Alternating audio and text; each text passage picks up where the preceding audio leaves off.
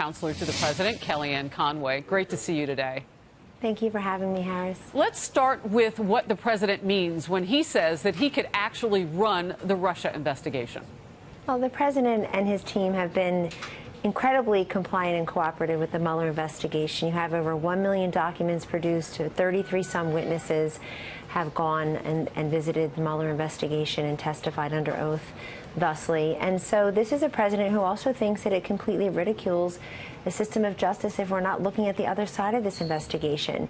You had corrupt dealings all the way up the chain in the FBI. Many of them have lost their jobs now in security clearances. Andrew McCabe, obviously Peter Strzok, Lisa Page is gone, she left, Jim Comey, and the shenanigans he pulled in front of Congress and in his silly book. And the fact is that Peter Orr is still there. And we know that his wife, Nellie Orr, was paid by Fusion GPS, the research firm that started the ridiculous dossier. May I remind your audience, it's just a fancy French word for a load of crap, along with Christopher Steele. Wow. And yeah, because it is. And the president, there's a level of frustration and consternation that we're not looking at all sides of this equation. So the president also, look, the special counsel is under his purview, but he's been very cooperative, as have the other people who have been asked to speak with Mr. Mueller. All right. You mentioned Bruce Orr and his wife, Nellie. He's on the list that the president has said he might strip away security clearances. Some criticism that it looks more political and retaliatory than something that protects the nation. I want to give you a chance to respond, and then we'll move on. So not everyone who's had a security clearance keeps them when they leave office, when they leave public service, I should say.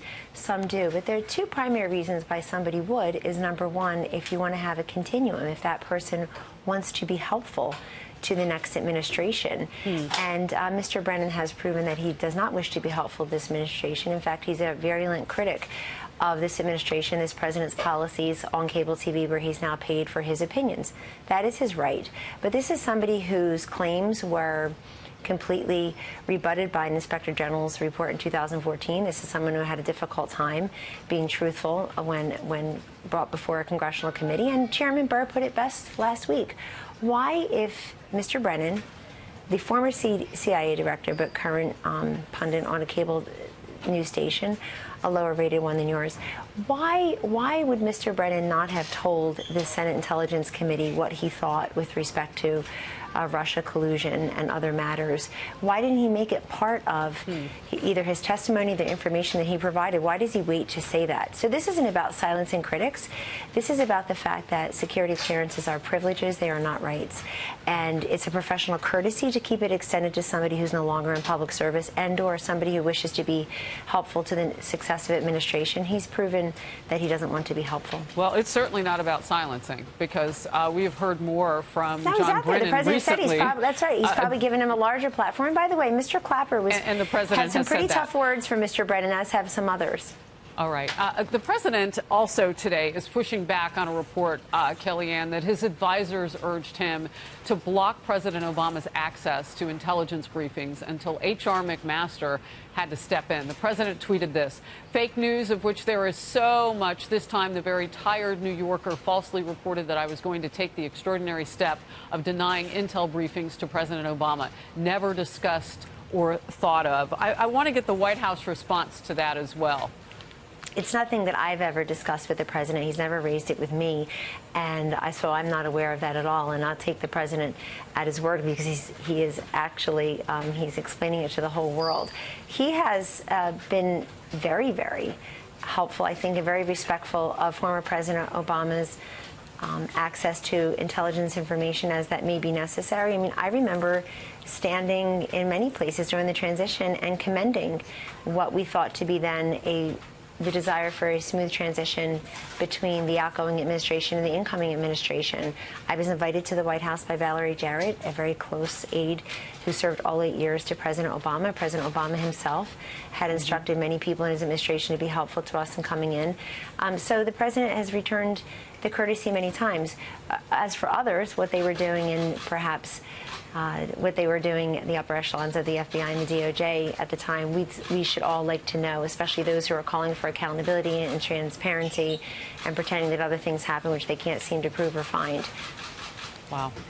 I want to talk with you about opioid addiction now, because this was something that was popping on the horizon yesterday. We heard that the life expectancy inside the United States has fallen, and partly due to the drug addiction that we have going on in our nation. The president urged the Republican-led Senate to pass legislation aimed at attacking the crisis. He tweeted this: "It is outrageous that poisonous synthetic heroin, fentanyl, comes pouring into the U.S. postal system from China. We can and must end this now. The Senate should pass the STOP Act and firmly stop the poison from killing our children and destroying our country. No more delay." I have talked with Congress members, including Chairman Walden, who has led a charge on getting legislation on the House side as well. Can you give me kind of a progress report? Because you and the president were tweeting about this yesterday. That's right, Harris. And this will be absolutely by far the most important part of our interview, but it will be the one that gets the least amount of coverage because it's a complicated topic that many don't want to dig into and understand. It actually affects many lives. Drug overdoses in this country hit 72,000 last year. That's a 10% increase over the year before. And the year before that, it was a 22% increase. So it still is going up, but it's being slowed down in large part because the president's three-point plan to help combat the opioid crisis and drug supply, drug demand epidemic roiling our country includes a 30% reduction in prescribing over the 3 years, and we're already seeing less prescribing. On the matter of fentanyl, Fentanyl, fentanyl. Please, I beg everybody who's got a platform to start informing America about this. It claimed 29,000 plus American lives last year. We have more people dying from drug overdoses than breast cancer or gun violence or plane crashes, certainly things that get a ton of attention, and rightly so. But fentanyl is a synthetic opioid being brought to our country through China and increasingly from Mexico, So the president, in asking the Senate to pass the STOP Act and put it on his desk for signature, that would have enhanced and advanced electronic data on packages that come from China, for example, through the U.S. Postal Service.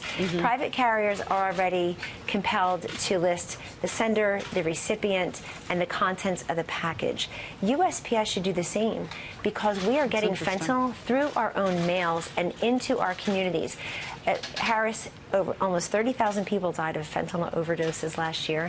Most of the country has no idea what fentanyl is, let alone it's being laced into heroin, meth, marijuana, cocaine. In Cincinnati recently, there was a report that 36 people went to the emergency room because of that. The Border Patrol stopped a 19-year-old. It's not even legal to drink in this country. 19-year-old had so much heroin, cocaine, and fentanyl on him, seized at the border. Recently, Maryland state troopers stopped a tractor trailer, had so much fentanyl could have wiped out all of D.C. Americans need to know this. Kellyanne, I'm going to jump in platform. because I want to bring you back and also talk a little bit about moving forward. You've seen Senators Rob Portman and others make a difference in his home state of Ohio. He's been a huge leader and you on have the STOP Act. Seen some progress with this. But that number of 72,000 dead is staggering compared to where we were even a decade ago. I appreciate your time on this. And it's this a is very bipartisan important legislation. issue. Passed the House over 350, I think 353 to 52. Yes. And so put it on the president's desk, and he will sign it into law. It's a bipartisan, as you said. It's hugely bipartisan, nonpartisan issue, but it's starving for bipartisan solutions. This past January, the president signed into law the Interdict Act, also bipartisan. It passed the House 412 to 3, and it passed the Senate by unanimous consent. He signed it with Democrats around him in the Oval Office. Kellyanne Conway, again, I want to bring you back to talk more about this because there is more after the holiday that I know legislatively will be happening with this. Hit you on a lot of counts today. Appreciate your time. You got it. Take care.